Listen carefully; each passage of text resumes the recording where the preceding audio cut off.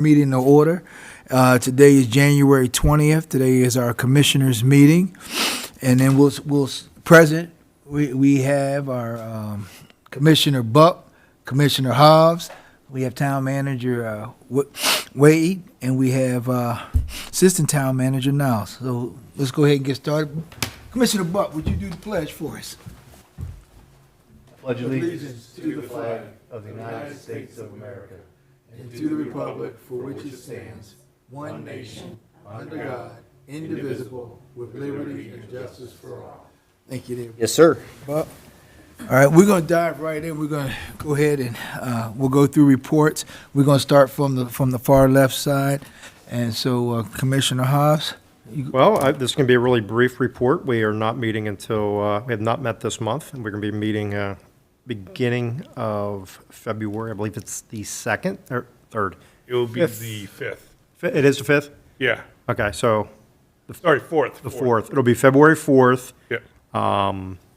But again, just briefly, I know praising our staff for everything they've done this cold month of January. Had a lot of some pipe issues they've taken care of, so on and so forth. And I believe they are prepping for what could be a snowfall for this weekend. So I know they're probably retaining their heat until then. So, but again, pretty low key on the Parks and Rec board so far.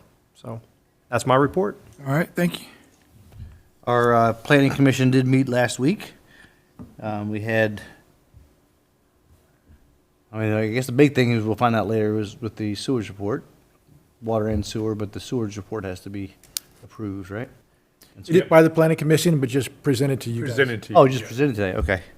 And we did some, we did some close-up work, button-up work on the Cultural Arts District. I think the staff's got a really good spot to pull things together. What we do first? I can't remember what we did first. We did the water reports first. Water reports and then we talked about, and then we also set up future agenda items with Right, everything. the similar as we did last meeting here. We set up our year's worth of agenda items to kind of guide us through the year. So, Yeah. And we'll have more on that at the February meeting. and we'll have more on that in the February meeting. Fantastic. All right. And then what we're going to do, I'll do a little overview of fair access, but I'm going to save some. So since we're going to be going over the fair access budget request today, Link, you're going to be presenting your budget request today? And so when Link comes up to present the budget request, I'll have Link elaborate on some of the things that's been happening with the fair access. But there's a meeting last week on the 15th, and so there's a couple of updates. I went through the muster email for the council and county executive. You all might have saw that. So that was January 13th. Still pushing forward on the public transportation. There was an article in the Plenty magazine. And you might have seen the videos that's circulating right now. So there are 9 short videos. There's a couple of things to mark down on your calendar. So the county executive debate, we're going to do that here March 23rd from 6:30 to 8. And then we're going to have the at-large debate, and we're going to split that into 2 parts. So we have April 27th, 6:30 to 8 o'clock. And then we're going to get Link to give us just a recap on the White's Ferry event that we had. And then in terms of the budget process, just a couple other important dates to look at for the county. We got January 15th, the capital budget is submitted. February, first 2 weeks, there'll be testimonies that will happen. March 15th, the operating budget will be submitted. And then in April, those first 2 weeks is the opportunity to do testimonies. And so rest of that, Link, when you come up, can you just give an overview of where we are? I'm sure you take care of that. I read through what you put in for the budget proposal, and you have a recap section in there. That'd be good for the community to hear. In terms of the Sustainable Poolesville, we will meet next week, and so that will be our January meeting. So then the commissioner meeting after that, I'll give an update on Sustainable Poolesville. When's that, Ed? So our Sustainable Poolesville meeting is next Wednesday. You're always welcome to attend. And so that will be next Wednesday. And as you recall, we did not meet in December. All right, moving along on our agenda. public comments. Now, as we have public comments. Yes. We have one I think person. We have somebody.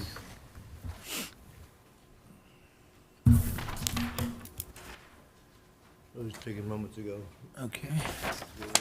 Oh, yeah. All right. Ms. Davis, you ready? So this, if you come up there to the microphone, just state your name and your Martin Madigan address. just took this picture. Hi, everybody. The house over top of Town Hall. Oh, nice. Oh, really? Yeah. Oh, that's really cool. Yeah. All right. For those of you who don't know me, my name is Jenny Staver. I've lived here since 1981. I have a business in town, the Poolesville Bar and Stylist. I just started my 39th year there, January 1st. I have a couple of concerns. My house is one of the houses that rings the award-winning weed garden down in Westmont, next to Eddie Coleman. For those of you who are not aware, I had a discussion with Jim last week because sometime in the last couple of weeks, the town put in 12 trees behind Eddie's house at his request to block the look of the weed garden behind his house. And I took exception to that because I'm sure there's probably several $1,000s worth of trees that were planted to do that for him. I've been asking a few people here and there for the last 2 years what we can do to get rid of that weed garden that Preston King yelled at me was an award-winning garden. I understand that there's some kind of green reward that the town gets for having that parcel of land in that condition. But if you live down there and you're an older lady like I am who can't weed her yard anymore, it's really a hardship because it's very easy for the seeds from all the weeds that grow in that nice little garden of yours to blow into my yard and seed my yard with all kinds of weeds. My flower gardens are not worth much now because of the last 3 years. I'm not going to blame it completely on that because I've been having physical problems and can't do the best job myself. But that is a real problem for me. And Wade informed me a little earlier that apparently anyone who has a home that borders a park can request trees to be put behind their home. And that some years ago, one of the parks down in Westerly apparently had a number of trees put in to do that. I certainly wasn't aware of that. And I'm going to be asking for lots of trees to be put behind my house now. And if that's the way we're going to go, that seems like throwing a lot of good money after bad. And that the best thing to do and the most cost-effective thing is to give it up and get rid of that weed garden. It doesn't belong in the middle of a sculptured town setting. That's my opinion. And that's what I'd like to ask the commissioners to do, instead of putting thousands of dollars of trees into people's yards, that we actually get rid of the problem. It was a nice idea, it just doesn't work. Okay, that's one thing. The next thing I'd like to ask is, many years ago, when I first started my business, I started decorating for Christmas, the Christmas season. At the time, to my recollection, there might have been one other business in town maybe that decorated. I don't know, Link's mom might have, Reva. If anybody was going to, it would have been Reva. And I remember suggesting to somebody that it would be nice if the other businesses also did that.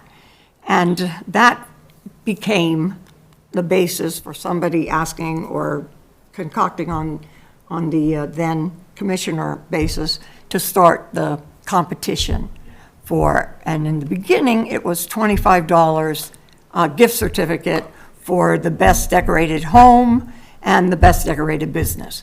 And as a matter of fact, I was signed up to be the judge for those businesses.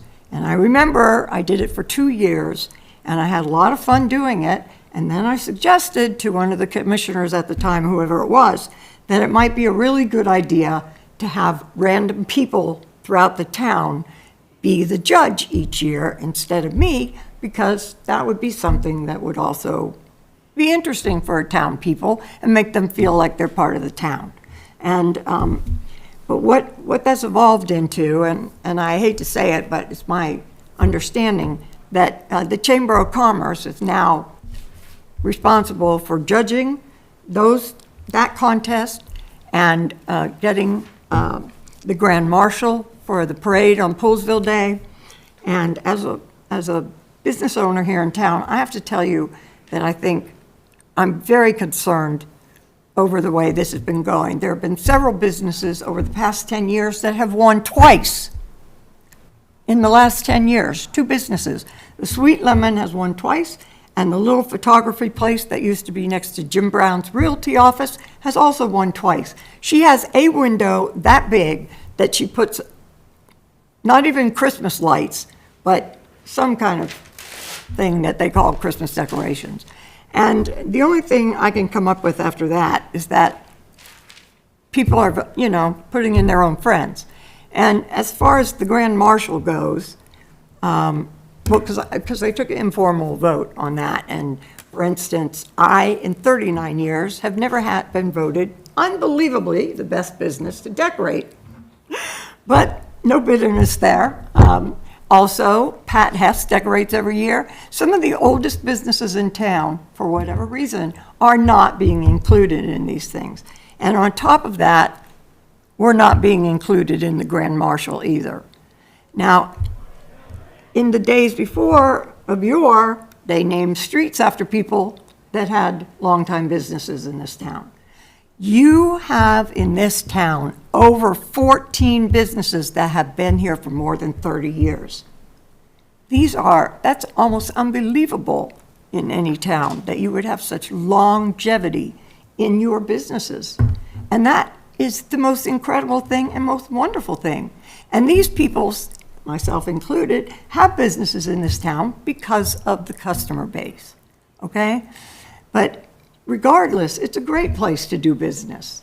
And the businesses in this town are just not being rewarded for being here. They're not looking for awards. I'm not looking for awards. But I want the businesses in town to start being recognized more. And I'm asking the commissioners to find ways to do that. And I'm asking you all to please take it away from the Chamber of Commerce, the right to pick the judges. Because I think that that's like a high school group that just picks their best friends, okay? That's my opinion. I don't know. And I have one more thing I'd like to talk about. The streetscape. It's my understanding from Jim Brown that the streetscape has already passed. But it's my recollection that when it first came up for a vote, it was tabled because several farmers came here and testified to the fact that it would make it very difficult for them to move their vehicles around if there were circles and speed bumps and whatnot in the town, particularly on Fisher Avenue. However, Jim informed me that that's no longer true and that another meeting was held and the farmers came and okayed it. Well, I'm sorry, if the farmers that okayed it were the Jameson farmers, they don't really count, guys, because they're realtors. I took a little informal vote, once again, of some people I know that farm around here, and they all informed me that they never signed off on it. And their parameters still stick with the streetscaping. And in my opinion, from taking a little bit of knowledge here, a little bit of knowledge there, I'm really in a position where I can listen to a lot of people. If we go through with this streetscape, pretty soon you're going to have a lot of farming communities move out of here and up to Pennsylvania because they can't really farm around here very easily anymore. And that's going to open up the ag reserve because it's no longer going to be held for farmers. And you're going to have building up there. If that's what this commission is looking for in the future, then I have no vote on that because I'm not going to be around 25 years from now to care about it one way or another. So I don't think I should have a vote on that. But I want you to be aware of that because, in my opinion, that's what's going to happen. It's going to be the number one way to open up the ag reserve to development is to get rid of the farmers. And if you have a streetscape in here and the farmers can't move their vehicles around, that's what's going to happen. They're going to move out. So I would urge this commissioner group to have another meeting and really listen and get some of the real area farmers to come around and state their opinion on it and listen to them, okay? Anyway, are there any questions? We open it up, commissioners, any questions anyone has?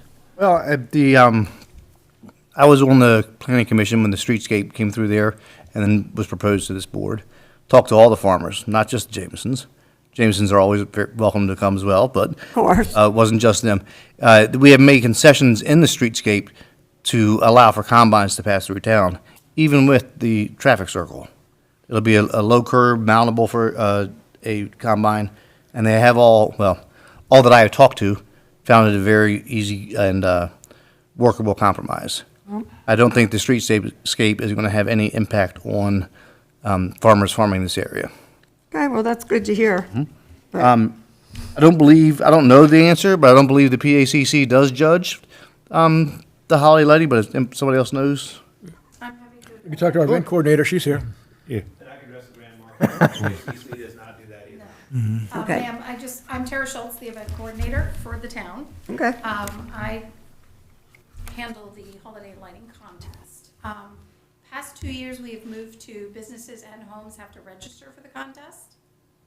And that is advertised all over Facebook and the town page. So you have to register to participate. Then we create a map of all the homes and businesses that have registered to be part of the contest. And that is then judged by residents. We have an online voting system. So it's actually voted by town residents the past 2 years. So it's not done by PAC, it's done by our residents. Okay. But we do ask that residents and businesses register for the contest, because we don't want to, we're not going out and just randomly picking anymore. We're asking you to register to be part of the contest. Okay, so I stand corrected on that, but I want you to know I've had a business here for 39 years, and I had no idea of that. Let's get you registered this year. Well, listen, you know what? You cannot force people to do things online. A quick question for you. Terry, do we ever put anything in the monocle, or that this is where they could go? We do not, no. Okay.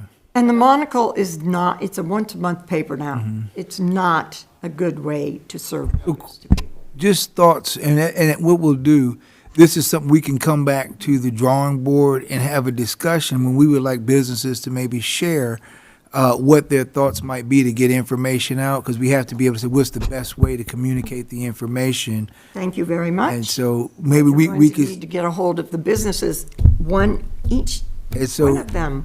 So what we have right now, that practice in place, is to be able to do the online, have an online presence. But I'm sure we would be open, and correct me if I'm wrong, we would be open to hear if businesses have some ideas, but I would also put a dual responsibility on businesses to say, well, I know the holiday lighting contest will be coming up. We're getting close to that season. Can you share with us what that process is for those who are interested in participating? But we definitely appreciate the feedback, and then what we'll do going forward, be able to hear the voices of the businesses, and if you could encourage other businesses to share their ideas on the best way to get, for us to get the message out. Right now, what's been most efficient to hit a large number of people at one time has been the online. And if the monocle's only coming out once a month, that might not be the best way to do it. But we always have people here on, maybe we can have a sign up for folks who come up here to town Walk in, hall, walk in and sign up. Yep, and Okay, all I can tell you is that the businesses that I've talked to, which are mostly the long-term businesses, who, you know, they don't go to chamber meetings, they probably Right. aren't even members of the chamber anymore. And just like myself, we had no idea. all right, so we just got to look at some better ways to communicate with those who've been here for a long That's time. what And you all appreciate it. 30 years is a long time. Jenny, we respect the fact you came in and addressed it. Again, Yeah, that's why I'm here, because, Yeah. you know, No, we I'm appreciate not really that. comfortable with public speaking and. All right. Tara, It's a- when do we- It's a safe complain about place. things, But You did great. real quick, Tara, when do we usually open the registration? Is it Registration November? is open Yep, you're at the end welcome. of November, right after Thanksgiving. Okay. And it goes, registration goes through around the 9th or 10th of the month, Okay. so that we can have 2 weeks of voting. And then it closes on the 29th, 30th of December, depending on where that day falls. And again, respectfully, I would ask that there was be a different way to do that does not include an online presence. Because when you've had a business for 35 years or more, you're probably old. And old people don't use the internet the way younger people do. So probably what we'll do is when we get ready to plan for next year, is brainstorm how to deal with some of the barriers and how to help folks. It wouldn't mean replacing the online because there's a lot of businesses that will use that, but let's look at what might be some practical ways to share information so people could participate for those who choose to do so. In that, Jenny, do you include email when you say online? Because the town has an Yeah, email list, happy they could to add, email they could add the registrations. PACC list to it. You know, I personally prefer text messaging for all of my. Well, there you go. Are you on? And we can do that as well. There are we alerts- have an alert alerts go both system texts. that Are you includes on the text alerts, messages. Jenny? Are you on the alerts that the town sends out? No. So let You write it down and I can add you to the alert system as well. Niles will help you out with that. I know about it. I just, you know. I tell you what is helpful with those alerts, because my wife told me about the alerts. I knew about them, but she pressed me to do it. And so now I can hear about water main breaks or anything like that, get that text. It's very convenient. So if you're up to it, no That's the kind pressure. of thing it was. I was thinking it was alerts for, you know. No, this town business. No, it's town community alerts. Alerts or that kind of. No, not that. So now Niles will work with you on that. And there's two other points that you brought up. I just asked Wade if you guys would follow up about the weeds. Absolutely. So the pollinator garden was the Eagle Scout project that was located there. Okay. And it did get very overgrown. And, you know, we knocked it down. And Preston actually mowed it all down clear now and has plans to redo this. But that is something certainly the Parks Board could take a look at if they're going to replant it, because it is in an area it's difficult to get in there and weed all the time. And So we'll do some follow up on Definitely. that piece. And then this the last one. A link, you were getting ready just to share that process for Grand Marshal, and then we'll move on. For the Poolesville Day Committee, and we have guidelines, Jenny, that really focus a lot on community support, community involvement, that kind of thing. So it's not just running a good business, that's part of it, but also what is your involvement in the community as a volunteer, for example, or helping to run a local group, those kinds of things. But despite that, a lot of businesses have won the award. Tim Pike and his wife won it a couple of years ago. The Selby's won it. Bernie Oh, I Wim- know, I'm aware of that. Yeah, Bernie Mim was nominated. He decided he didn't want it. He just said no, but he was nominated. So was Tommy Edler. And on the committee itself, we have several businesses as well as part of the process. The committee votes on it though, and it's from nominations from the town, from people in the town, from citizens of the town. And we advertise it on the electronic sign when it's open, so that people know that you can start voting if you want to. Okay, I've Obviously, never we do the seen that, monocle. but the point I'm trying to make on that is that information is not disseminated to enough people. So it's too small a pool, in my opinion, to choose from. It's kind of, it feels like, to me personally, and a few other people I've talked to, it feels like a Popularity. favoritism type deal. And here's another thing. In my youthful years here in town, I did a lot of things that started stuff, okay? I started toys for Wumco for Christmas. I had the first integrated Girl Scout troop in this town. There were a lot of things that I did for this town that from the time I was 45 on, I was done doing. You know, those are young people things, okay?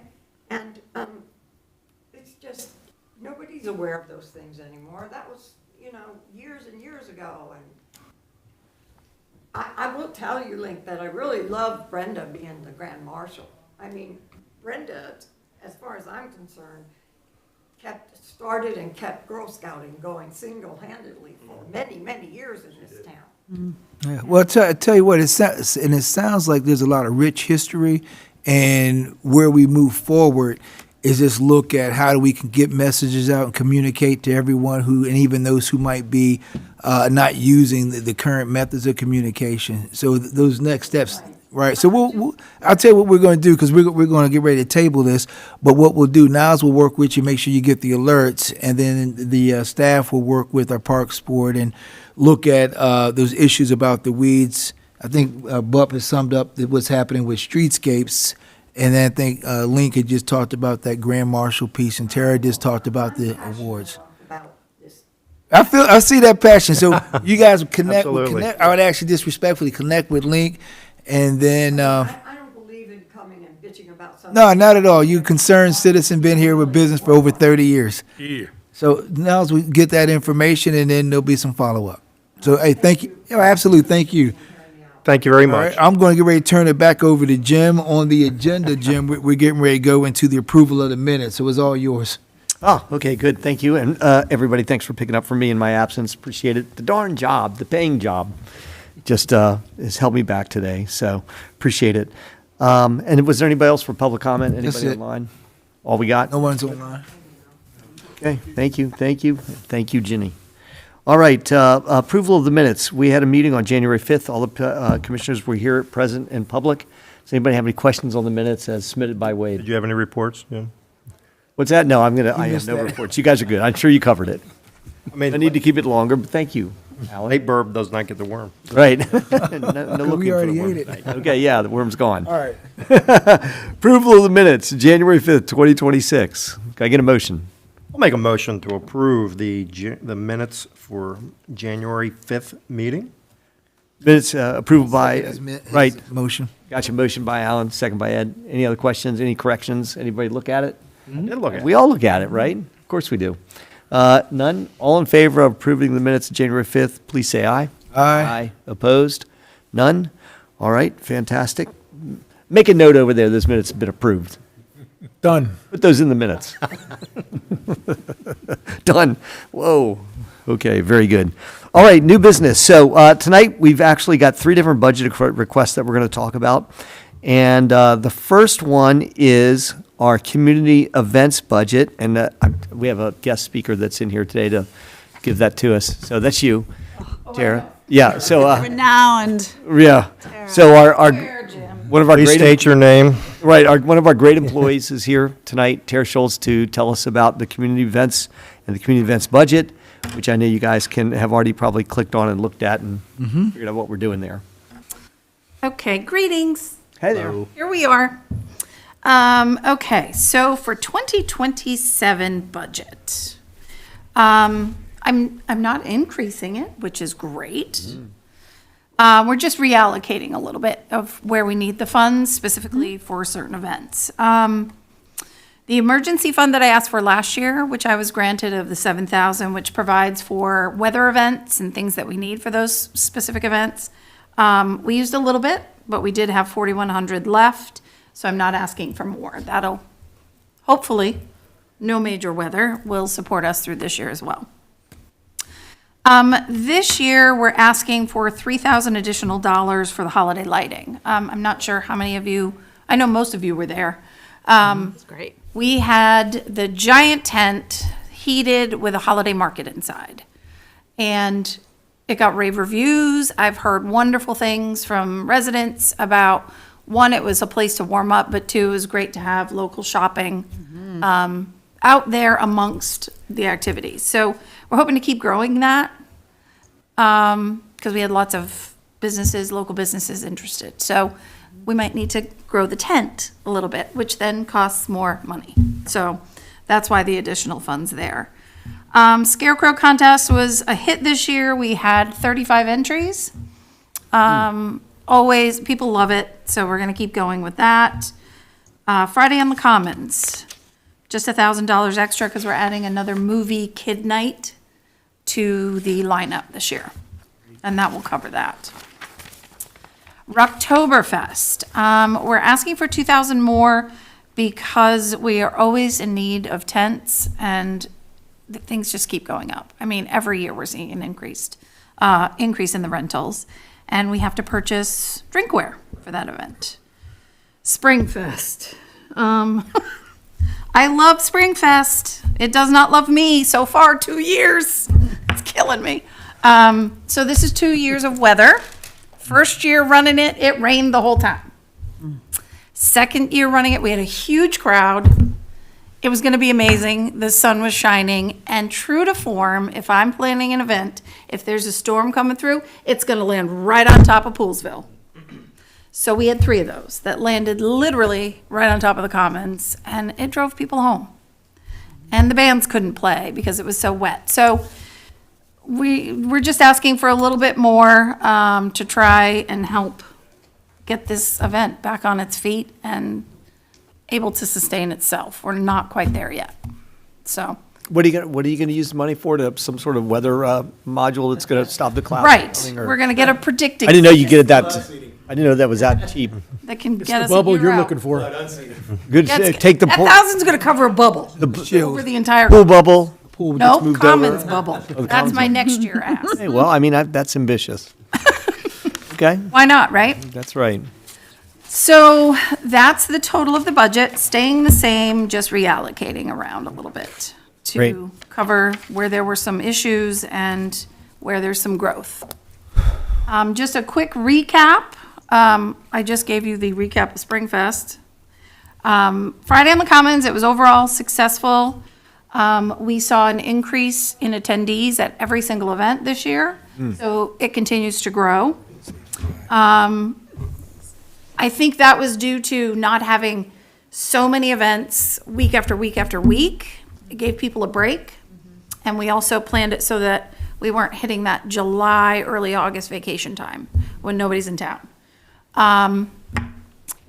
It's become so popular that I actually have bands and food trucks calling me saying, Wow. can we come to Poolesville? Awesome. We love Poolesville. The people are great. The events are great. They're well organized. So they're growing exponentially. So that's good. Rocktoberfest, beautiful weather, huge crowd. Couldn't have asked for better. Holiday lighting, biggest crowd we've seen ever. Yep. And we, like I said, the market was a success, and we raised $3,200 for WUMCO at the basket auction. So that was a success as well. Now, my plans for this year. Oh, God. No, not to worry. We do plan to have probably 12 events on the Commons from May to December, and that does not include Poolesville Day. So that's just me and the committee's town sponsored. We're going to have 8 Friday on the Commons. There will be some that are alcohol, but this year we're going to have a series for kids that will be combined with Zoo to You. Thanks, Ed. Montgomery County now has a Zoo to You called Village EDU that comes out with all kinds of different animals and an educational piece where they do games related to the animals. It's amazing what they do. And we're working with Story Tapestries to have entertainers come. We're getting a grant for that, so that will not be paid for by the town. That's going to be a grant. And we're going to try and tie it all together. So we'll have animals, an entertainer, and then we'll have a movie. So it will be all kids. So we'll have 2 of those. We're trying to get a bingo with the fire department again. They're a little busy this year with the 250th, so we'll see if they can manage it. And then the Big Flea, or what was once the Big Flea. We want to grow it, and that goes to Sustainable Poolesville. I'd like to have more businesses and organizations part of that day, other than paper shredding and the county recycling. You need a throat monster. You got a problem there? You know what you're supposed to say? I mean, in addition to the wonderful LPT Realty sponsored paper shredding. Is that what you were looking for, Jim? That's over the top, but good. Thank you. Sorry. So we're hoping to It's our have like deal. vendors and stuff, because the Big Flea did not, the past 2 years, did not do well in terms of having people selling their items up here on the Commons. It just didn't draw. So I think it's important that we try to work with Sustainable Poolesville to try and grow this by bringing other things in as well. Is that something you guys are open to? Well, I can't speak for all of them, so Right. I would talk with the head at Sustainable Poolesville, and he'd let him put it on the agenda and bring it back to the Yes. team. And I will do that. I will All right. contact him. But I would support you in that. Yeah, I'm looking for ideas too. So if any Well, of I'll you throw one know idea out for you. organizations or businesses, whether it's local or not local, we'd like to bring them in and have this be a bigger event. Well, I know in years past where we've tried to do some like farmers market kinds of things, and maybe that might be something, for some folks who might want to come out as a vendor, but also like the farmers market, Right, but I've been doing some research, and there are some companies too that, there are apparel companies in Montgomery County where it's all upcycled. I was gonna say, the theme is, right, like. Yeah. Use, like reuse, recycle. Exactly, so it can be any of those things. So I've been digging into businesses in Montgomery County just to see if there's stuff out there that we could either bring them in, or there's somebody here locally who could do something similar. So. I just got to think about what would be attractive. Not everybody's into the recycle piece. So what might be something that can. That's where the farmer's market could. Yeah. Yep. Because you want people who find something that's for them, and then they might check out the other They stuff. want to shred that's all their not really- paper. Yeah. Might want to consider, I like that can. yeah, rebranding it. Yeah, it's not going to be Big Flea anymore. We're going to have to rename it. It's going to be something else. The paint will come back this year. It wasn't here in 2025. That was. Well, we didn't have anybody show up in '24, so we waited a year, hoping people are going to paint and then, We'll get rid of it. What, and want to get rid of it. have you been to the antique stores over in Leesburg? Yes. Just north of Leesburg. I'm blanking on the name. But Luckett's? yeah, like Yep. Luckett area. I'm thinking those types of vendors where they have, it's not necessarily antiques, Right. but it is, repurposed Upcycled, yeah, furniture yeah, of some kind. yep. So, any ideas would be great. It's just starting. It's in its baby phase right now, but I'd like to grow that into something else. Maybe if you find one of those businesses that use, like gently used sports equipment, right? Because you got kids. I just into know spring when my sports. kids were little, Yeah. you go in to buy stuff, and then they outgrow them, and then you got all this stuff sitting around, and I don't know, something like They that. could do both. They could accept people's old, I've got a garage full of stuff. I'd love. Yeah. So, and, we can open this up to the community too and just see if anybody has any ideas. So I'll be working on that in the next month or so to try and grow it. Very cool. Let's see, Scarecrow Holiday, that's all staying the same. This year, we are doing new annual sponsorship. The businesses, they love us, but they don't when I keep making my requests for sponsorship for events. So, they come back to back to back to back. Plus, And I'm everybody's hitting them up all the time. Exactly. So I can attest to that. But I do love the idea of an annual, like, one and done. Yeah, so that's the plan. It's in the works right now. We're talking about like permanent signage, like we could have a permanent sign placed somewhere on the commons that looks nice, that every year, whoever the big sponsors are for the annual sponsorships, like their logos would go on this sign. Playing around with different ideas of how we get Yeah, not a businesses bad to idea. participate. Yeah. So that's happening. Red, White, and Brew, we don't have a 4th of July celebration ourselves. We're helping the fire department. So we're going to grow Red, White, and Brew as our sort of mini 4th of July and add some patriotic things to it and some additional items so that feels a little more 250.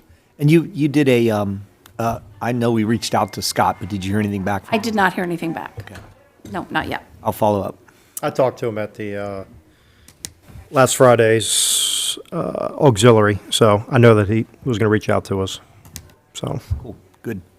Because I do have. he a lot brought of it up to me, contacts, so I'm glad. Yeah, it's probably like he saw you and then knows He didn't knows. come back. He knows. Okay, good, yeah. Thank you. And I think that's really it for me. I'm just trying to streamline some things with annual sponsorships. One postcard that goes out at the beginning of the year with everything listed, so you're not inundated with postcards time after time. And it saves some money too, and it's more sustainable than to send out all these postcards all the time. So, I agree. Sits on my refrigerator. It's perfect. Yeah, no, the postcard's critical. it is It critical, does a but I great think job. it's critical to have It's, everything on one. Everybody's house that I'm in has it up somewhere. Yeah. So it really does the job. Thank you for Yeah, that. I think it's important to have one for sure. Yeah. But I think a lot get lost in the shuffle. Yeah, all inclusive. Event after event after event, Yeah. so, Now, I know people plan around them big time. absolutely. Tara, so give me a quick review then. So I just want to make sure I have this right because I end up having to talk about this to people more times than not. Okay, It's 8 Friday on the Commons events, right? that's the plan. Right, that's the plan. I'm not holding it to you today. And then we have our specialty events, which are our Springfest, Correct. Rocktoberfest. Rocktoberfest, right, hold on. And then Red, White, and Brews. Nope, that's part of the Friday on the Commons. Okay, okay, that's a special event for that. Okay, hang on. Springfest, Rocktoberfest, what other fests? Because I tend to tell people that if they see fest, that means we're drinking. Oh. I mean, there's alcohol. Well, the Friday on the Commons are fests, some of them as well. Right, okay. That's fine. They'll just use it, I just try to delineate it for people. Yeah, these names were just, So then the separate events are, it's 8 Friday on the Commons. Springfest is not a Friday on the Commons, obviously. Rocktoberfest is not Friday on the Commons. not Friday on the Commons. Red, White, and Blue is a themed Friday on the Commons day, Yes. right? Then Scarecrow Contest, obviously Poolesville Day, obviously holiday lighting. What other ones? What am I missing? Holiday lighting contest. Yeah, holiday lighting contest. too, So in in the addition to Friday on the Scarecrow. Commons, last year what we had was we start with red, white, and brew. Right. It's always our June event. Yep. We then went and we had Okay, I had the postcard here. Sunset and Sips was the name of it, but that's when we had Beach Boys Band. Okay. Everything was related to that. Then we had the 80s theme. We had an 80s band. These were all breweries and winery here as well. Then we had Barrels of Fun, Right. which was the distilleries, breweries, and wine. Okay. Which ones don't have alcohol? Well, that's why we're having a couple of kids things this year. Okay. Although I will tell you, I mean, we can, No, it's good. alcohol gets the What parents draws here. people? Yeah. No, we It is what it is, and we've tried kids' events. We had the bingo event last year, and we had 100 people show up for bingo, and that was it. And that was a full event run by the fire department. We had food, we had music, we had bingo with prizes, and we had 100 people show up. So if you don't have the alcohol, they're not going to come. It's sad, but that's the truth. Right, sure. So we're hoping that the two kids' events, if we give it, if we make this really just for kids, hopefully parents will come and We don't have the opportunity to partner with like PES like we did their carnival. so far, and usually we like to have Tiger Fest. They have not had the budget the past 2 years. How much are they I missing? don't think they're going to have it this year as well. Do you know how much it was before? I mean, I wouldn't mind seeing some sort of funding for that. Maybe they could combine it with. We've offered that. was We gonna say, offered that what if it last was year. a carnival that would fund both Monocacy and Poolesville Elementary. Yeah. We offered the funds to PES last year Yeah. just to make sure we could have it because kids love it. Yeah, kids do love it. It's probably the biggest. They offered the kids funds and we were turned down. They didn't mean, they have could, like- volunteers Right. or people to do it, I guess. I don't They're know. like, you can do it, Poolesville. Right. Yeah. They'd happily let me run it. Right.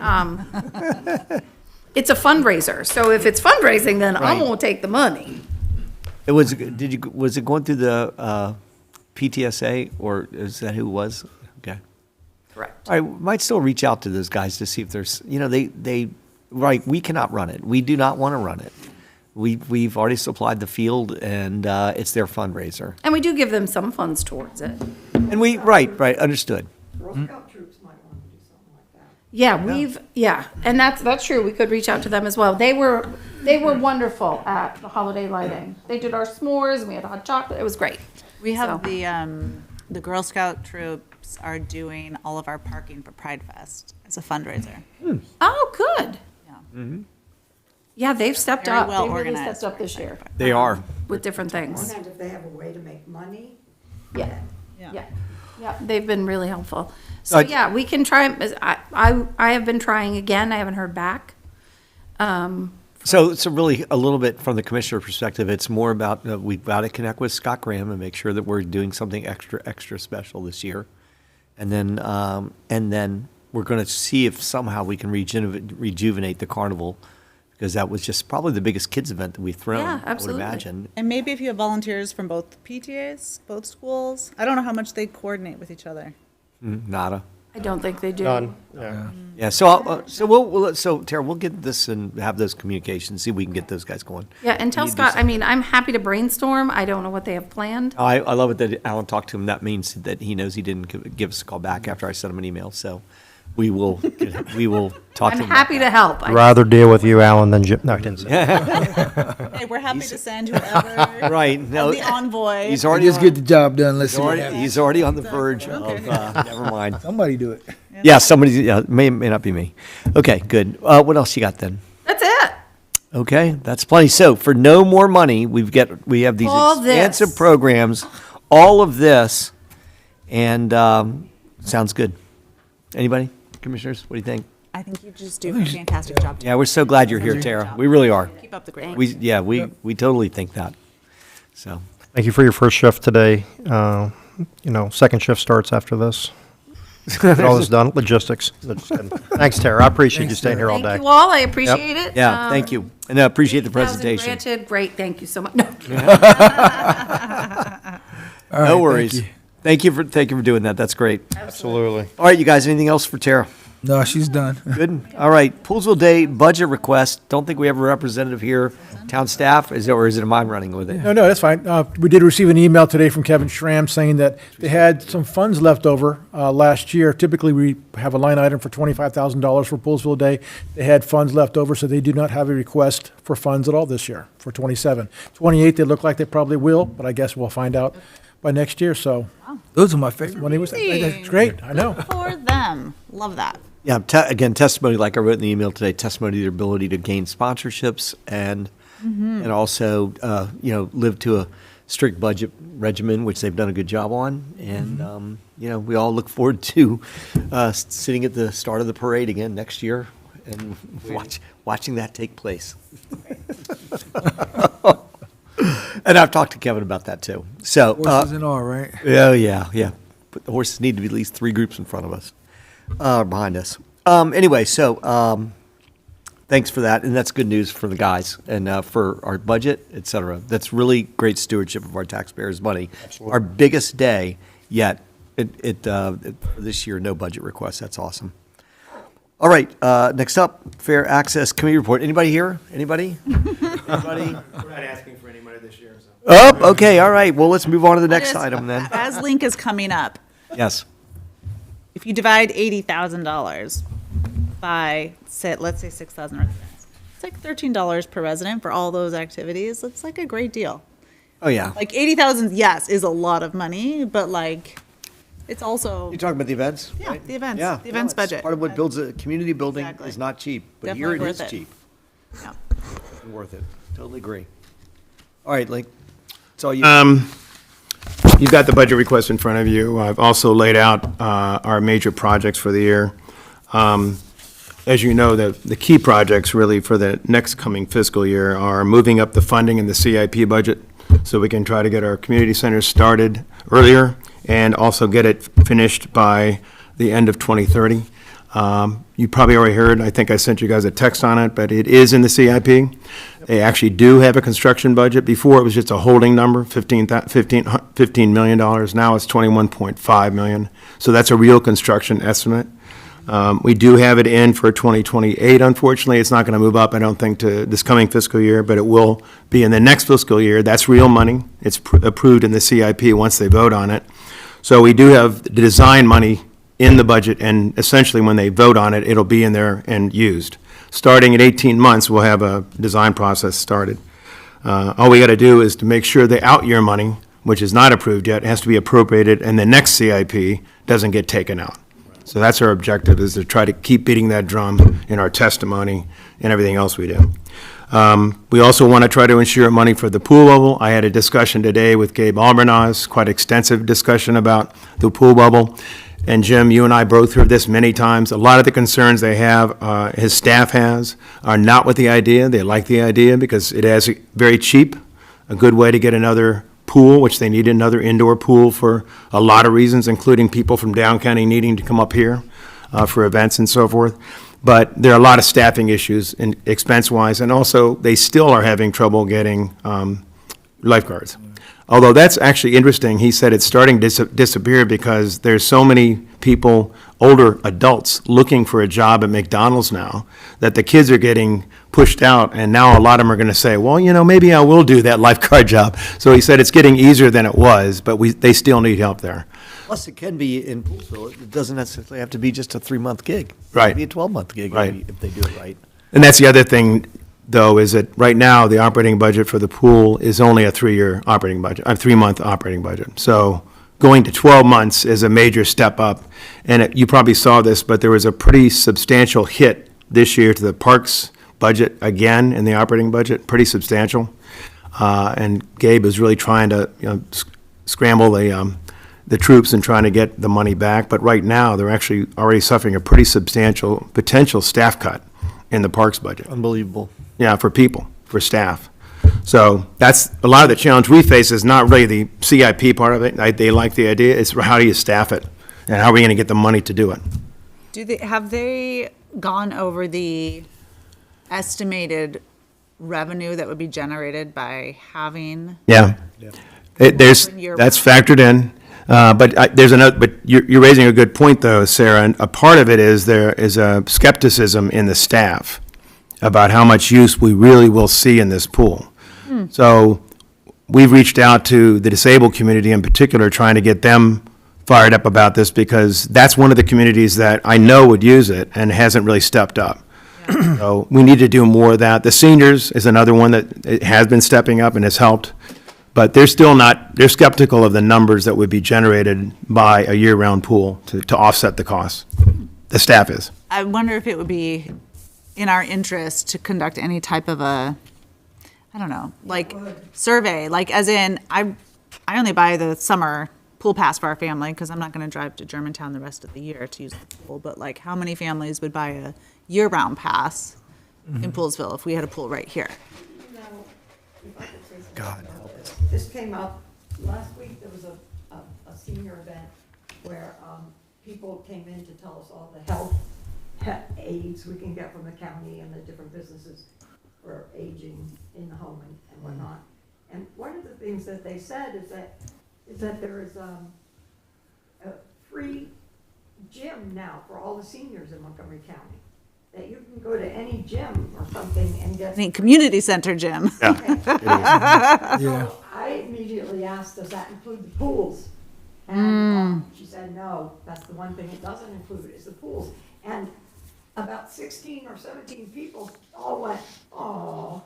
So Yeah. I just didn't, I went for the first time to the seniors at the bar on Monday, and they're so crowded, they have no room in Spear Hall for it.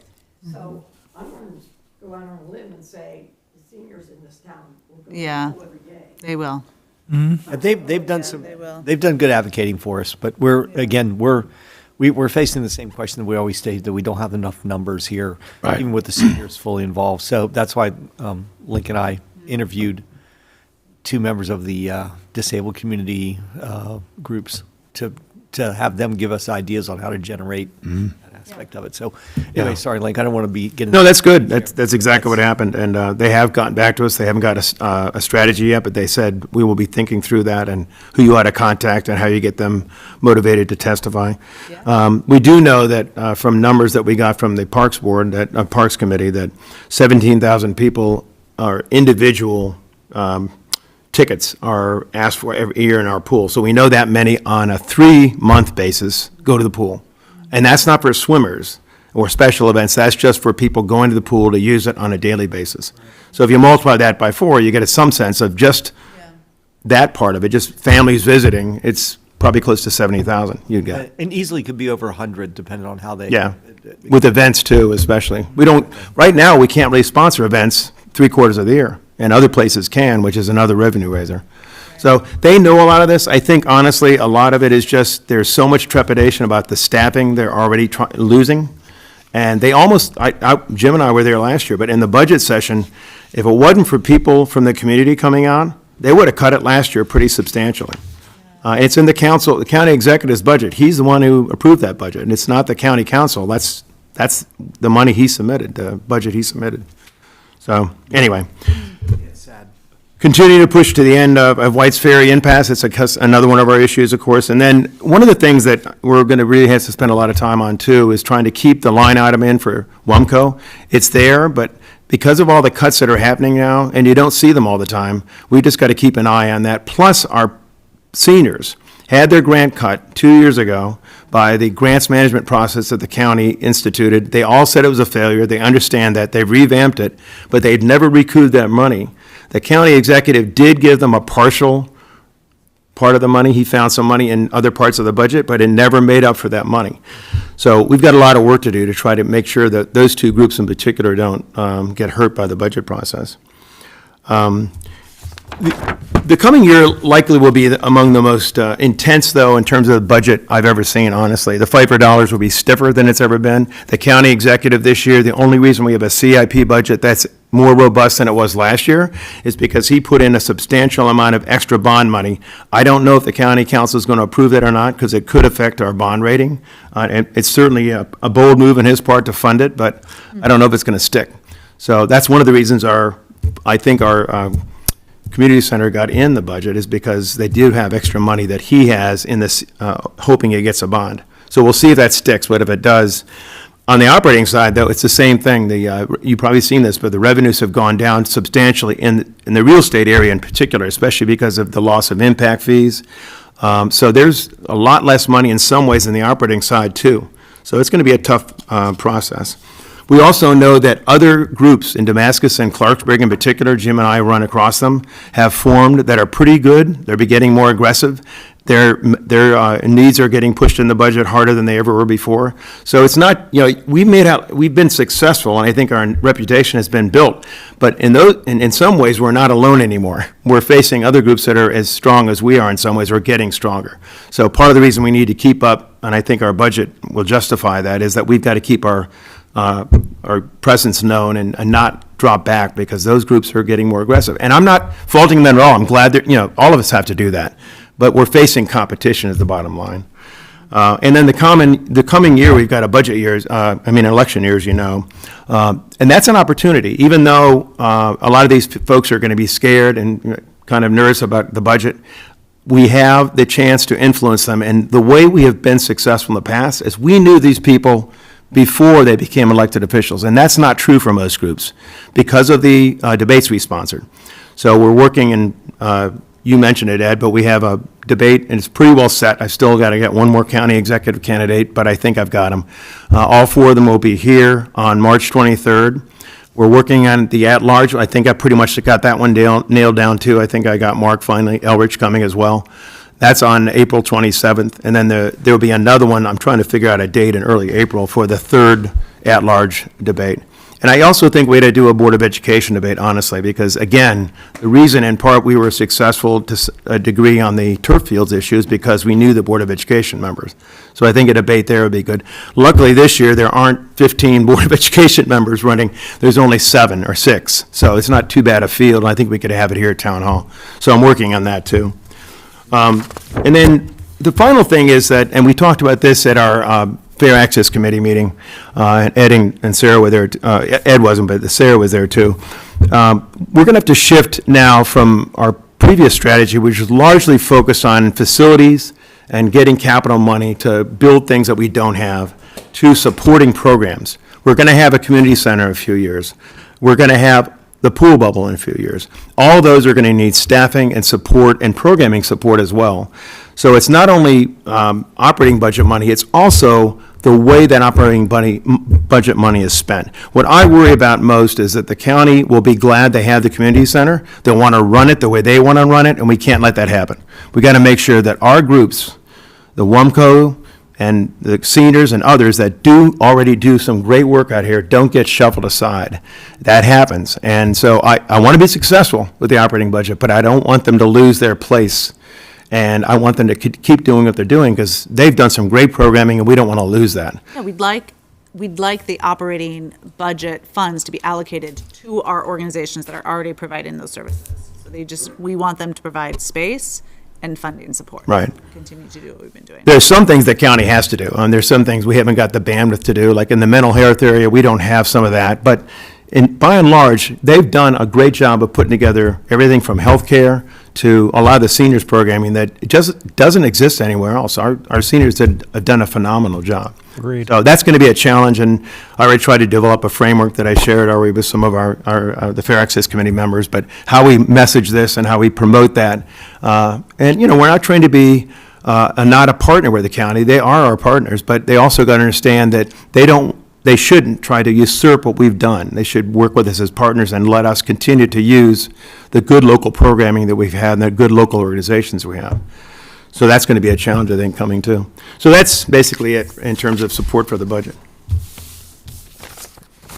I mean, that's a lot, Link. Thank you. Yes. And I think we all know that the dollars spent versus dollars returned are, the ratios are crazy ratio in favor of all the hard work of the Fair Access Committee.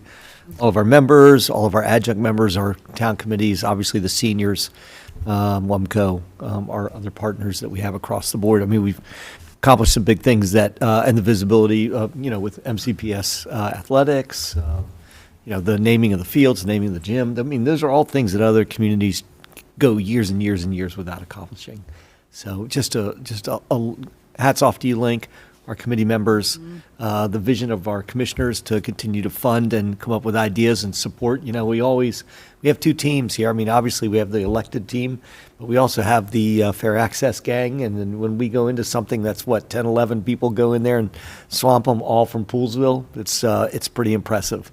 And we can see it's out there in terms of not just bricks and mortar, but again, support for these organizations that really couldn't exist without the funding apparatus in place. So, yeah, Link, I happen to agree with you too. I mean, we're facing, say, with the pool level, it seems like it's really easy to put I'm not easy, but it's like they build things. So the Montgomery County is used to building things. The state is used to contributing to building things.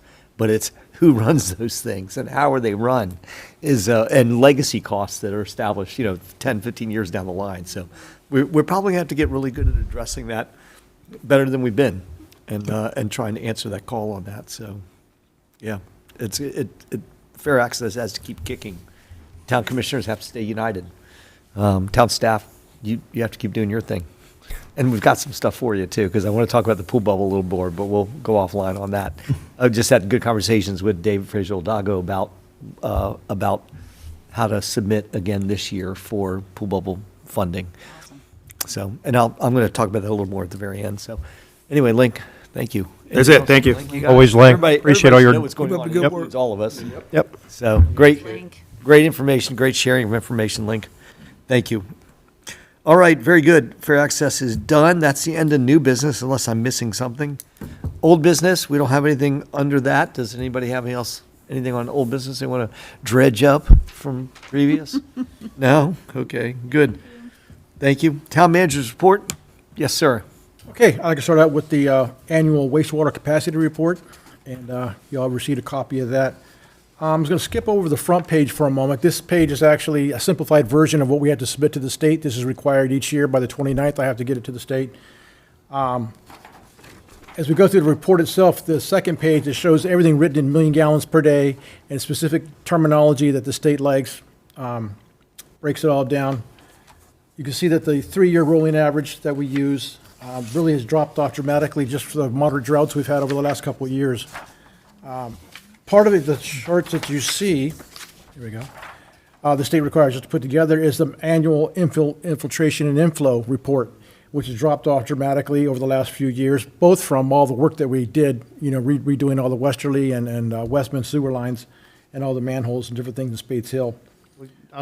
What were the numbers that John quoted? Because I don't think the word dramatic is even good enough for how much you controlled from the I&I work. I could pull last year's up, but we were way over, million gallons a day in several of our, rain events, up to 1.4, 1.5. I remember years ago, it was over 2 million gallons per day. We flooded basements over in Shermstone. Is that why 2025's We dropped, GDP is so much lower than the previous 3 years? right, so it's a combination of the drought as well as all the lines that we fixed. Not as much going We into, spent millions of dollars on redoing all those, It's paying off. it is. Dramatic is a good word, but not sufficient. Wastewater used to be a huge problem in violating the permit, and that's just been wiped out by the, several years of just going after it and very strongly going after it. And we got to keep, Since about 2001, we started investing heavily in our infrastructure. and we got to keep up with it, or it'll. Yeah. Right, stay committed. Yep, stay committed. It's good. So going back to the first page, because that's what you guys really care about. So you can see the 3-year rolling average is 502,000 gallons per day. Our permit is for 750,000 gallons per day. And when they put together the permit, it's based on the same thing like the water is, 650,000 gallons per day, but you have an extra 100,000 gallons per day allotted for I&I, just for high flows in the event of rain events. So they did this several years ago. So you still, this water is going to reflect the same thing. We have 116 units approved to be built that are actually under construction right now. And it leaves a net, at the end of the day, a net available capacity of 188,000, like a little bit more, over 200,000 gallons, because we've not allotted the wastewater to Bricken property yet. So great position to be in as far as our wastewater plant goes. So, any questions on that? Okay. How's Yeah. the, I'm sorry. How is the nitrogen removal plant operating? Really well. We've had Yeah. some kinks, but tell me. We still have a few kinks to work out, but the numbers are great as far as it's going. The blankets are acting different. Sludge costs are actually going down some. Chemical costs, it looks like they're dropping off a little bit just because of the processes that it goes through. But we still have a few things that we're ironing out. But Good. Well, that's right. Thank you. yeah, but it's working well. Yep. So let's move on to the water capacity report, because that's the one that's going to impact us and kind of guide us in what we do as far as heading through the future. So the state, what this is the snapshot basically of the capacity management plan. This is not required by the state, but what I did, I took a snapshot off of what Kathy Mim submitted, and this gives us a snapshot exactly where we are as far as rolling into, out of 2025. So we have to use a 5-year rolling average for that. And our 5-year rolling average is 543,000 gallons per day. Our permit is for 650,000 gallons per day. This is the first time that the MDE has now changed up their methodologies a little bit. We have to add a 10% drought demand on top of that, which is going to be 54,000 gallons per day, which is quite a bit. But we did, Lexi said that was 60-something homes? Is a. It is. Yeah. It is. would be in that range, yep. Yeah, But if you heard when Pat Hammond was here and when Kathy Mim were talking, and there's a lot more that goes into the simplified version of it. But Big impact. it's conservative, but it's very truthful of what may happen in the future. And so that's, the state's gone in that direction, and so it's the state's water at the end of the day. Yeah. So there's ways that we can work around it a little bit. I've added little things on the back, but so at the end of the day, with the allocations we've allowed out there right now, we're looking at about a 14,000 gallons per day capacity left in our water system. That's if we take it all the way out. So the planning commission took a look at this and really determined that we already know that we have 2 to 3 year waiting before we'd allocate anything else, just because we're waiting for the PFAS consolidation projects to come forward and get everything back online and working properly, and see the impact of what some of these newer homes coming online is going to do to our water system. But I think they just want to hold on to whatever allocation we have right now. I know Bricken is waiting out there for his allocation, but I think a priority, and correct me if I'm wrong, the priority is going to be, anything that's really the community center, a public benefit, or possibly something in the cultural arts district coming forward, so non-residential. And as it stands now, that the leftover capacity, say leftover with the 14,000, It's nothing, right? it's not enough for the entire freaking property right now. No, about 21,000 gallons per day for the Bricken property. So that's just on hold right now. And if you look at the numbers, you can see that they're actually dropping off. And basically, some of that was due to fixing the water lines in Cohos. Recaptured quite a bit. We bought the new white leak detection systems last year, and the guys have been implementing those as monitors we put out there. So just fixing some of the leaks that we had in our system is helped bring that down also. So I'm making awareness, I think that we did when the drought was happening, we asked for voluntary restrictions a little bit. That really brought it down. So I think the way we think about it and work with the community, I think that makes a big difference too. With the 116 units we have approved to build, as they come online, they tend to come online lower than what we estimate. And we know that's going to happen, absolutely. Yeah, we use 325, it's usually about 250, or maybe even less. they're not gonna have much yards, and that's where it really goes, especially in the first couple of years, it's outside watering. You can see the demand in the summer's way up and then dropping off, so the landscape is not gonna be an issue as much as a, bigger home. And moving forward, as they put a buffer in for 100,000 gallons into the wastewater plant, right now we have the allocation permits in, and we're waiting for them to make sure we have a balanced watershed. That's one of the things we kind of challenged with them because they said we were overdrawn in a couple of the, especially one of the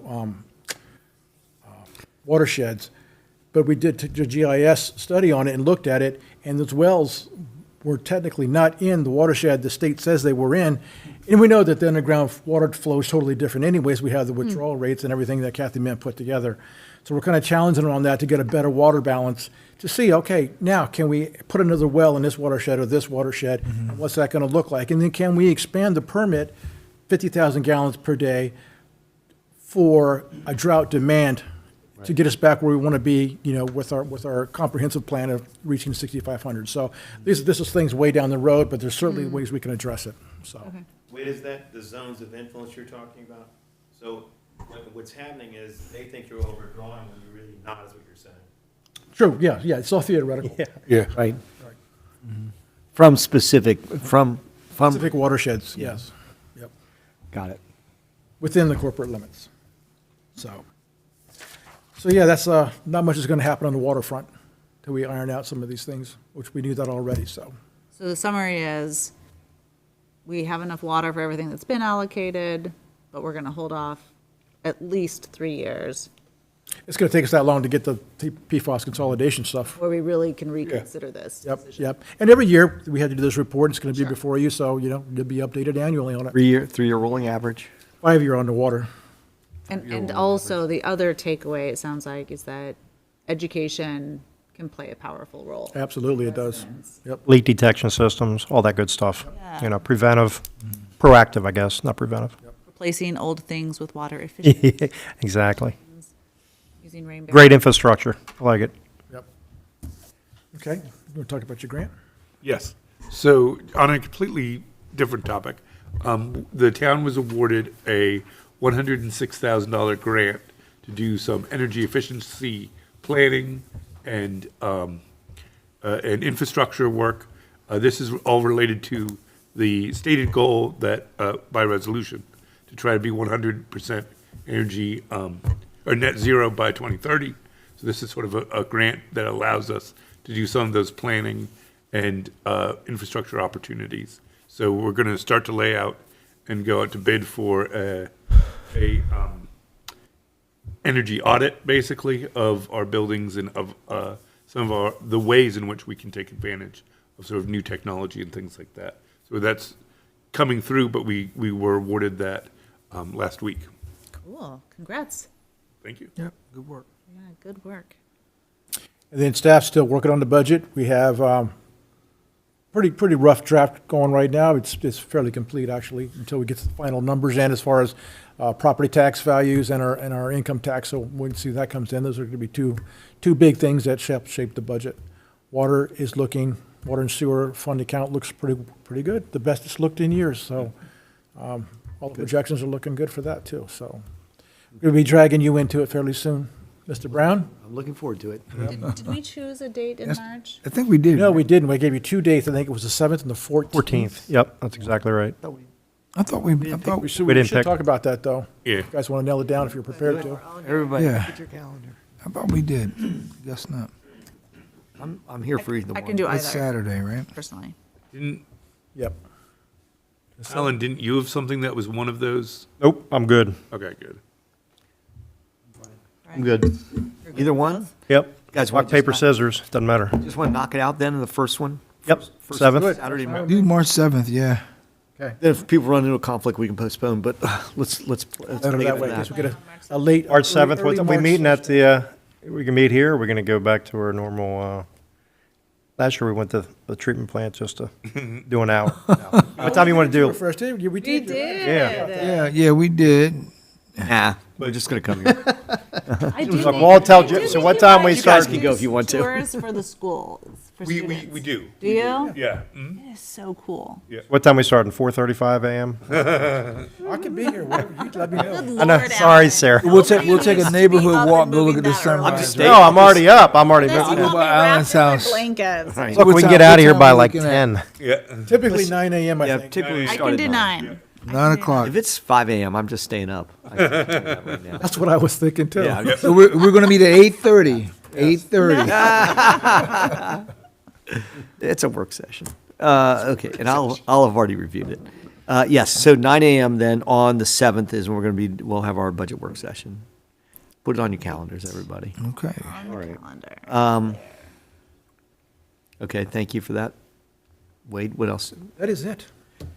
So, question for you, update from engineering about the merger of our water lines for PFAS, better, more efficient PFAS removal. What's happening? So we looked at a draft proposal from John today of the different well sites of how we're doing it. We're surveying the areas that are, how one well will get to the other well, basically, as far as utilities in the way and storm drains and, what do we have to do as far as, going under or over or whatever. So we're getting all those details sorted out.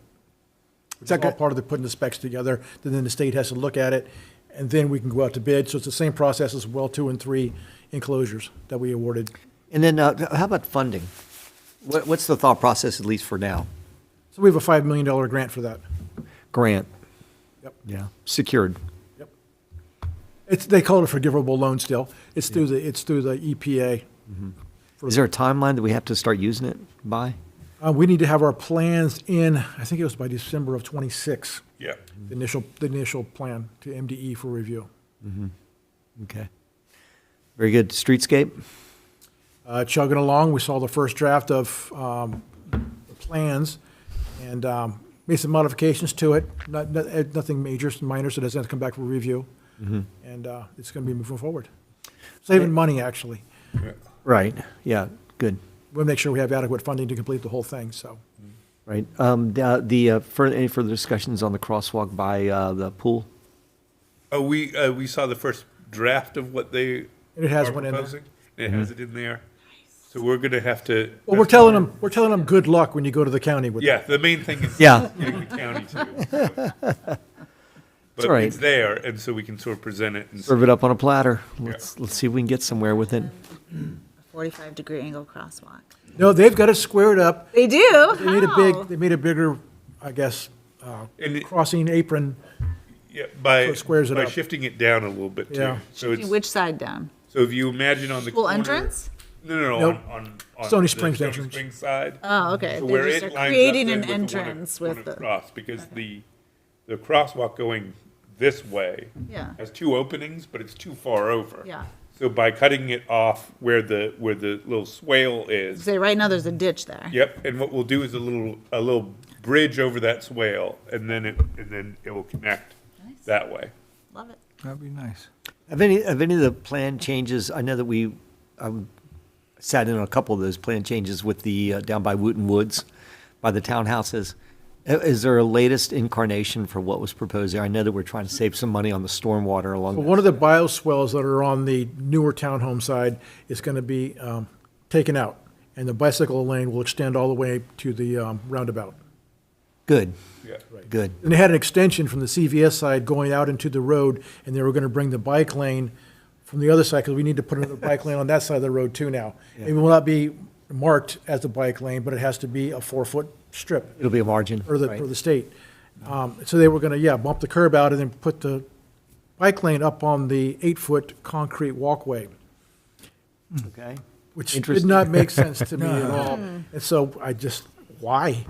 And so we ended up changing that, and so it's going to be back to like it was. The curb's going to stay where it is. They'll have a 4-foot place in there. They'll Good, 'cause that's- shrink the island up a little bit.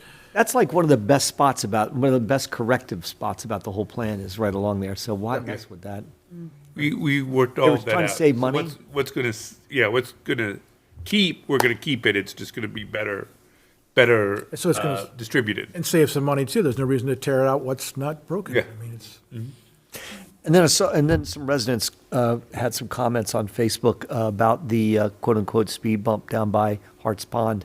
And I responded that it's something that, it's obviously the state's responsibility, but the towns registered our discontent with it Yes. and requested that the developer treat that properly. Yes, and I'm sure they're going to get some attention from some of the snow plow drivers, I was telling Alan. Yeah. Because they're going to hit it and it's going to hurt, so. Yeah. It'll take it out for a while. Yeah. Yeah, okay, good. Well, I just wanted to make sure that You're right, yeah, John was talking to him the about it. residents knew that we were addressing it as best we could, considering we don't have control over it for the most And part. we said we were surprised the state's actually allowing that to happen. They're pretty strict usually. Right. Did they just put it in? It's a temporary. Been there for a patch. couple weeks, probably. Yeah. Temporary. Yes, it's to where they cut in to add the water line. It's just the way that they way you asphalted did it it. over Yeah, creates a it's problem. created the speed bump. Now the asphalt plants are closed, and so taking it out and putting in real asphalt may be an issue, and the state has special guidelines as far as what you can put in as far as material goes. There's a temporary cold patch thing, but I don't know if they'll be able to get away with it on the roadways. Cold patch won't work on that anyway. That gets a lot of wear and tear right there. Yep. All right, guys, what else? Anybody? Questions? Questions for town hall, staff? Anybody? I got just a couple closing questions, or not questions, probably more statements. Attended Councilmember Evan Glass's safety and pedestrian safety town hall a couple Saturdays ago. Very well attended, probably about 200 to 300 people, including residents, different councils, so on and so forth. And voters or residents? What'd you say? Residents. No.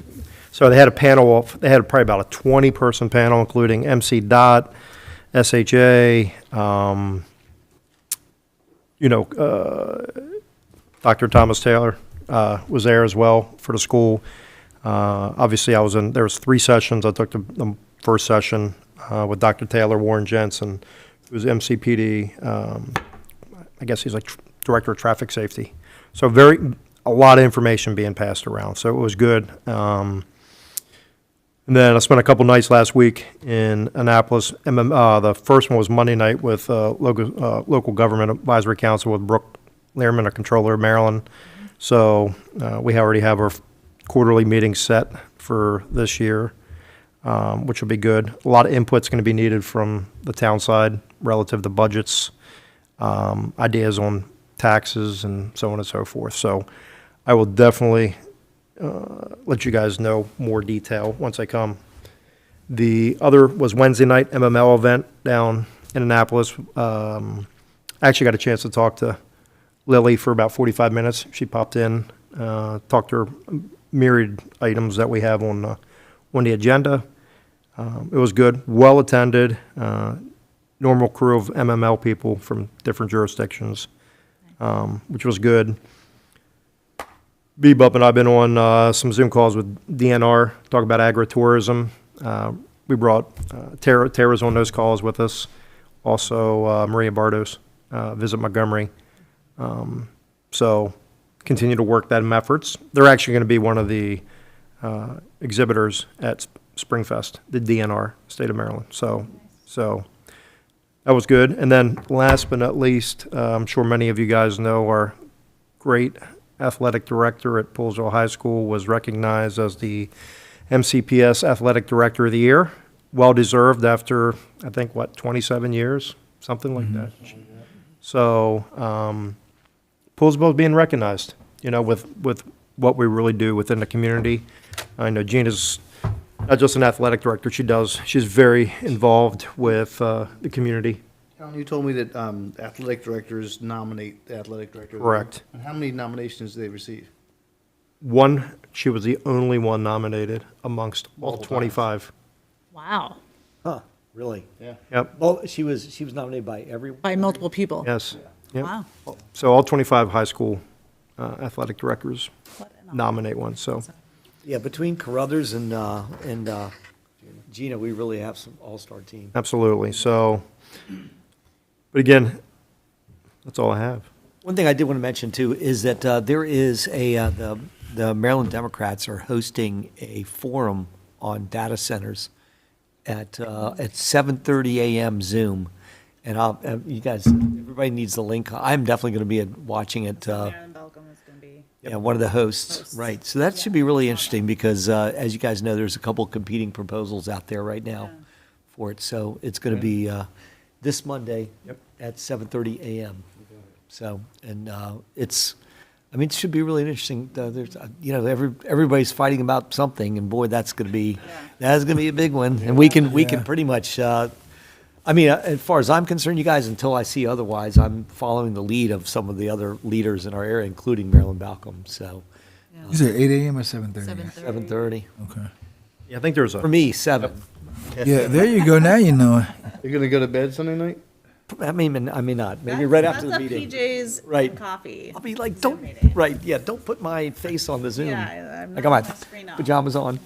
Either one of those proposals, though, Natalie said, told me that, and Natalie told me that it's going to affect the data center that's going to be located. No, here. It could affect to some degree Well, Chicago, like- exactly what kind of technology they integrated, but other than Right, you stayed. Okay, that's true. Yeah, but it's, The- but is it, I know that one of the proposals is good, talks about, I mean, Maryland's proposal talks specifically about the operation of the data centers. Right.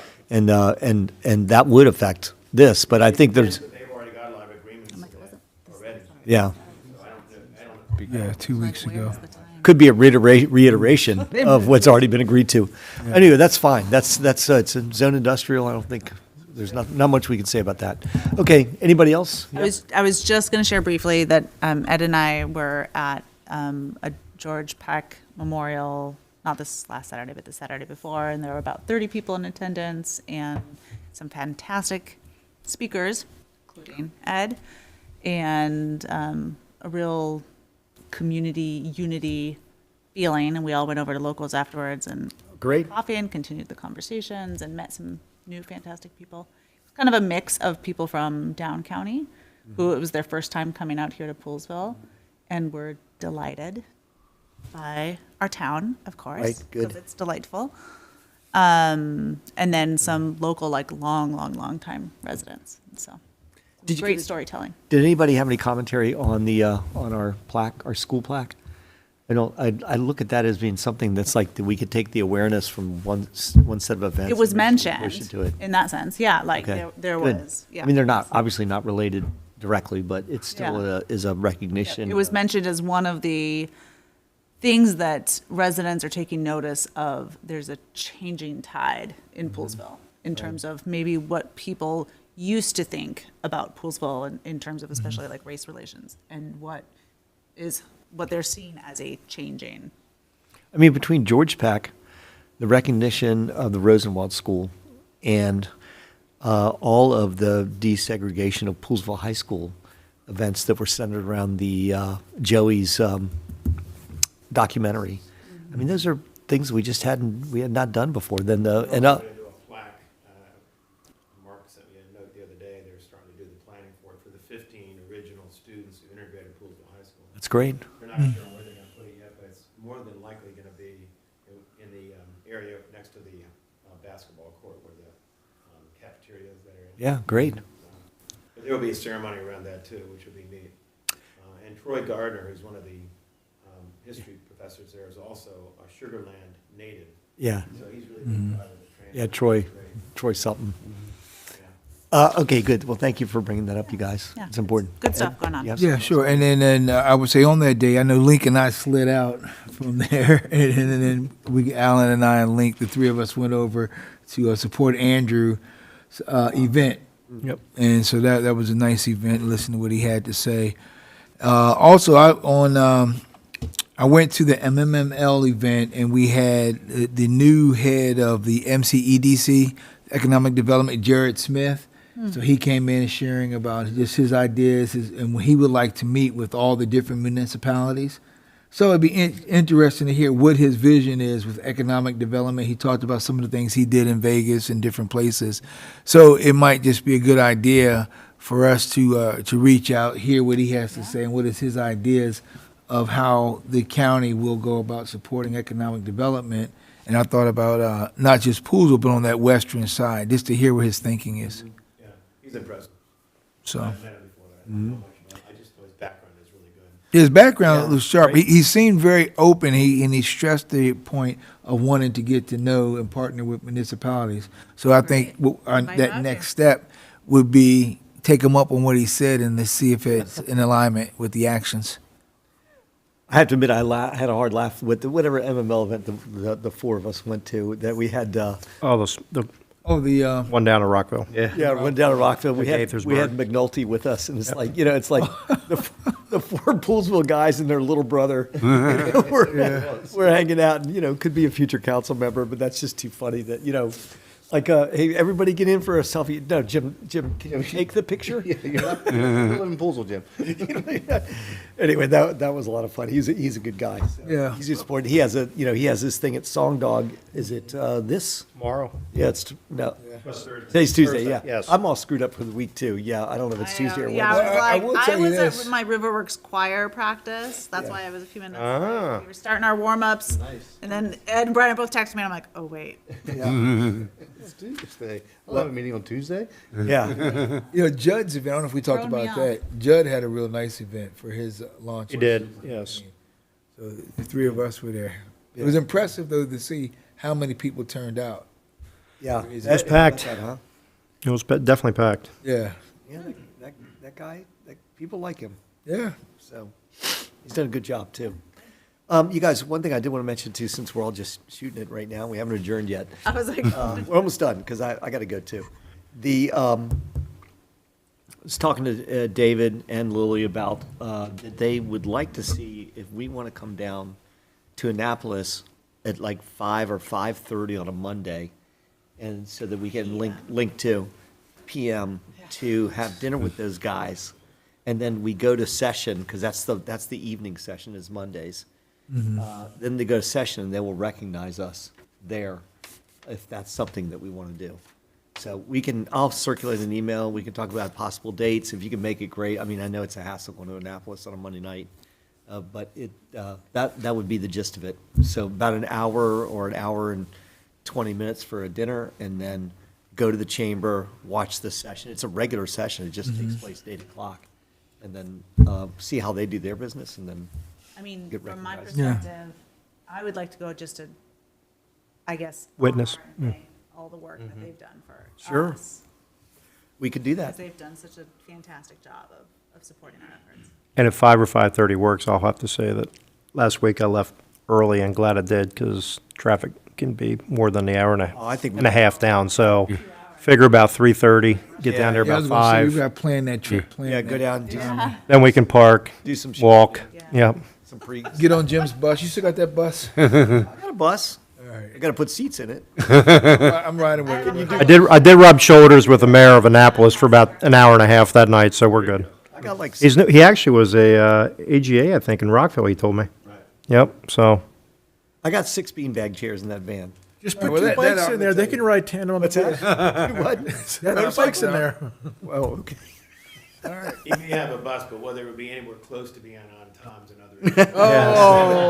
Somebody else could drive it. We'll pick Jim up at 1. We'll I'll pick meet you up at there. 1. You come get the van. He'll definitely be on time. You come, yeah, right. You come get the van. And I'll be there. I'll see you guys there. All right, you guys. Anything else? Well, I Adjournment? motion we adjourn. I second that motion. Second. All in favor? Aye. Aye. Adjourn. All right. Thanks, He everybody. likes that gavel. Hey, boy, fourth quarter going into